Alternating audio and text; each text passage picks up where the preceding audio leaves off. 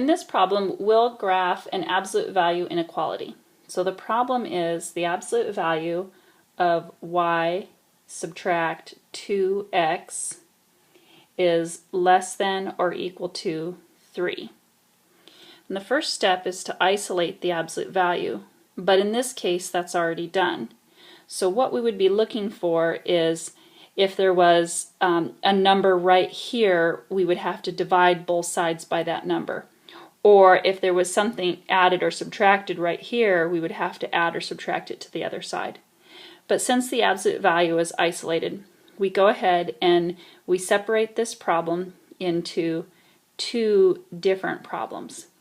So the left-hand route right here is now y subtract 2x is less than or equal to 3, and we chose an and because it's a less than symbol. So right here, this less than symbol correlates to this and. If it were a greater than, it would be an or. And the other inequality is y subtract 2x is greater than or equal to -3. Now two things happened over here. Notice we switched the inequality to a greater than, and we changed the sign on the right hand side. Now we're going to solve these inequalities and graph them separately, and then we'll shade the overlap. And we shade the overlap because it's an and. So I like this to be in the form y equals mx plus b. Now at this point we don't really care too much about the inequality because we're just graphing a boundary line. So I'm going to change that to an equals sign. So the first thing I'm going to do is add 2x to both sides, and I have y equals 2x plus 3. And that is going to be graphed in just a second. Let's do the same thing to this problem. We add 2x and we have y equals positive 2x minus 3. So now what we have is two boundary lines.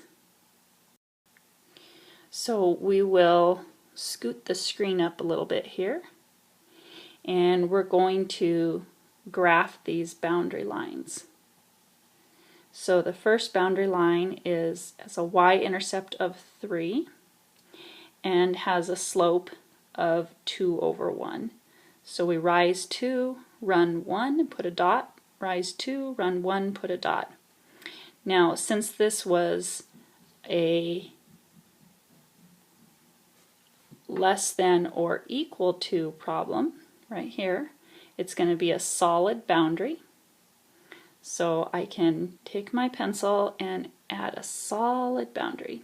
Boundary lines go on forever, so we put arrows.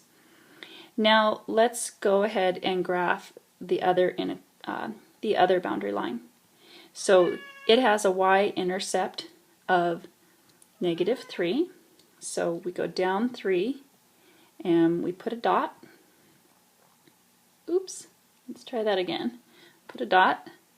Now it also has a slope of positive 2. So up 2 over 1, up 2 over 1, and it's a solid boundary. Oops. Pretend I ran through the point 0, -3. Now what we're going to do is we're going to decide if the shading is in the middle in here, or if the shading is the outsides. And what we're going to do to make that decision is we go back up here and we're going to test the point 0, 0 in the absolute value. And if that comes out true, then we shade the section that contains 0, 0. So in this case I do have 0 is less than or equal to 3, which is true. So what that means down here is this point right here where I shaded came out true, and that means everything in between those two boundary lines will work. Now If that point did not come out true, oops, right there, then you would shade the outside.